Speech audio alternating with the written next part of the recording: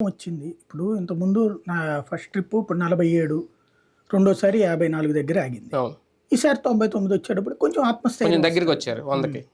ఆత్మస్థైర్యం వచ్చుద్ది ఆటోమేటిక్‌గా. హ్మ్. అంటే ఇంతకుముందు ఏంటంటే అసలు మన పార్టీ భవిష్యత్తు ఏంటి అన్న భయం ఉండేది. హ్మ్.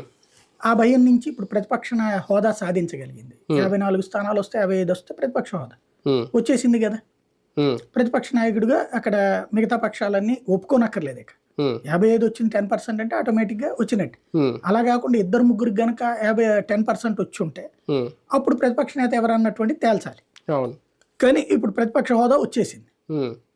కాబట్టి ఆ ఆత్మవిశ్వాసం వచ్చింది. ఇంతకుముందు ఏంటి ప్రతిపక్ష హోదా రాకముందు హ్మ్. కాంగ్రెస్ పార్టీ ఫ్లోర్ లీడర్‌గా అప్పుడు మల్లికార్జున ఖర్గేనో లేకపోతే అదీన్ రంజన్ చౌదరినో వేరే వాళ్ళకి అప్పచెప్పారు. హ్మ్. ప్రతిపక్ష హోదా రాగానే ఏం చేశారు? హ్మ్. తనే రంగంలోకి వచ్చేసారు. హ్మ్. తద్వారా ఇప్పుడు ఆటోమేటిక్‌గా మోటివేట్ చేయాలనుకుంటాడు తన పార్టీ వాళ్ళని. హ్మ్. కొన్ని ఆరోపణలు చేస్తాడు. హ్మ్. సహజం అది. ఈ మధ్యలో జరిగిన పరిణామాలు కూడా రాహుల్ గాంధీని టార్గెట్ చేయడం, ఆయనకి పదవి పోయే ప్రమాదం వరకు ఆయన తీసుకెళ్లడం, మోడీయే ఆయన మీద కేసు పెట్టడం, ఇవి కూడా ఒక రకంగా రెచ్చగొట్టే అనుకోవాలి వాళ్ళని. ఇప్పుడు మోడీని జైల్లో పడేపిద్దామని చూశారు. మోడీ మీదన కేసులు పెట్టారు. హ్మ్. మరి అదంతా హింసేనా? హ్మ్. ఇక్కడ రాహుల్ గాంధీ మాట్లాడని మాట అంటే ఓ లెక్క. అదే. అవును. ఇప్పుడు నేషనల్ హెరాల్డ్ హ్మ్. పత్రికకి సంబంధించి హ్మ్.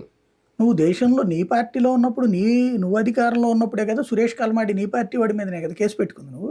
అవును. నీ కూటమిలో ఉన్నటువంటి కనిమొళి నన్ను ఎవరు